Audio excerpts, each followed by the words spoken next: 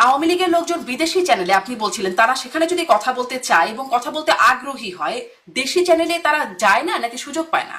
আওয়ামী লীগের নেতারা বিদেশে বসে বিদেশি চ্যানেলে টকশো করা ছাড়া দেশের মাটিতে বসে একজন সুশীল বুদ্ধিজীবী যে আওয়ামী লীগের লেজ ধরে গত 17 বছর আমাদের বিরুদ্ধে যাতা করেছে টকশোতে বসে, এই আপনার আপনার শোতে ঠিক না, মানে অনেক টেলিভিশনের টকশোতে আমরা দেখেছি যে একজন বিএনপি, একজন কড়া আওয়ামী লীগ পদধারী নেতা, সেই সঙ্গে একজন আওয়ামী লীগ বংশীবাদক থাকতো। তো সেই বংশীবাদকটি কোথায় এখন? মানে আমি গত 10 মাসে একজন বংশীবাদকেরও দেখা পেলাম না যে ব্যাকগ্রাউন্ড মিউজিকেও আওয়ামী লীগের পক্ষে দুটো কথা বলবে। এটা তো আসলে একটা দলের জন্য যেভাবে স্বৈরাচারের দোষর ট্যাগ দিয়ে মবের মত শিকার হতে হচ্ছে, যদি কেউ চায়ও, ধরেন এখন হয়তো সে নিজের আখের গোছানোর জন্য চাইছেও না, সুবিধাবাদী গোষ্ঠী তারা হয়তো সুবিধা নেবার আবারও চেষ্টা করছে, যদি কেউ চায়ও সেই সুযোগটা কি তাদের আছে বংশী বাজানোর? আপনি আমাকে একটা ভালো প্রশ্ন করেছেন। এই সুযোগে আমি আপনাকে একটা কথা বলি। বাংলাদেশে একটা সময় বিএনপির পক্ষে কথা বলার মতন কিন্তু পুলিশের মামলা, হামলা, গুম, মিথ্যা মামলা, কারাগারে নেয়া, কেউ কথা বলতে পারতো না। কিন্তু তারপরেও কিন্তু বিএনপি মানে একজন না একজন প্রেজেন্ট থাকতো টকশোতে। ফর এক্সাম্পল, আমি 12 সাল থেকে লাগাতার বিএনপির পক্ষে বলে গেছি। আমরা দেখেছি পিয়াস করিম স্যার সেই সময় ভীষণ ভোকাল ছিলেন।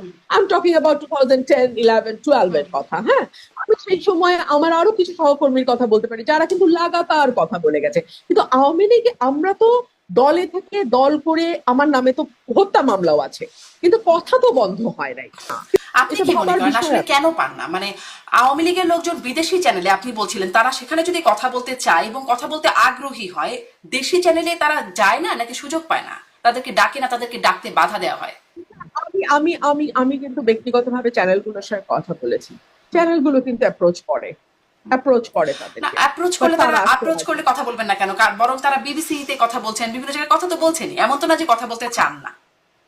কেন বলছেন না আমার ধারণা তারা খুব ভালো করে জানেন দেশের মাটিতে যারা আছেন তাদেরকে তো চ্যানেলে গিয়ে কথা বলতে হবে আসলে, তাই না? না, ও তো জুমে তারা খুব কানেক্টেড হতে পারেন। ভালো করে, আপনি যেভাবে বলছেন আমার সাথে। আচ্ছা ঠিক আছে, তারা অ্যাটলিস্ট এইটুকু জানেন দেশের মাটিতে যারা আছে আমি তাদেরকে ধরছি, বিকজ আমি এতদিন পর্যন্ত আপনি যাদের কথা বললেন বিদেশি চ্যানেলে যুক্ত হয়েছে তারা সব বিদেশ থেকেই হ্যাঁ, হয়েছে। হ্যাঁ, হ্যাঁ, আমি নামগুলো দেখলে সবাই হ্যাঁ, বিদেশ হ্যাঁ। থেকেই হয়েছে। হুম। তারা কেউ ডিসক্লোজও করতে চায় না তারা কে কোথায় আছে।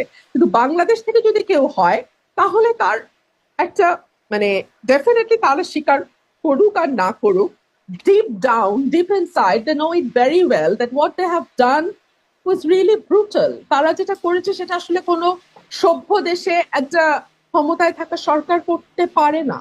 So they know it very well, এবং এটার কনসিকুয়েন্স এখন এখন অনেকেই বলবেন যে ওই রকম একটা ঘটনা যেটা 1.5 মাসে 1,500 মানুষকে মেরে ফেলা জাতিসংঘের রিপোর্ট বলছে, কিংবা ধরুন 20,000 মানুষ পঙ্গু হয়ে যাওয়া, তো এইরকম ঘটনার সঙ্গে যারা যুক্ত তাদের, যারা যে কজন দেশেও আছে, তারা সত্যি তাদের তো মানে ভয় না থাকলেও ভয় পাওয়ার কথা। যদি কোনো ভয় নাও থাকে তারপরও ভিতর থেকেই তাদের একটা ভয় থাকার কথা যে oh my god what we have done. এবং আমাদের নেতৃত্ব পালিয়ে গেছেন এবং গিয়ে তার মধ্যে কোন রকম কোনো অনুশোচনা, কোন রকম কোনো দ্বিধা, কোন রকম কিছু নাই, তিনি এক মাথা গুনছেন যে একে একে একে একে একে একে আমি ফাঁসি দিব। তো এইগুলো তো আসলে একটা পলিটিক্যাল দলের ইয়ে হয় না, তাই না? একটা পলিটিক্যাল দল তো আসলে এইভাবে হওয়ার কথা না।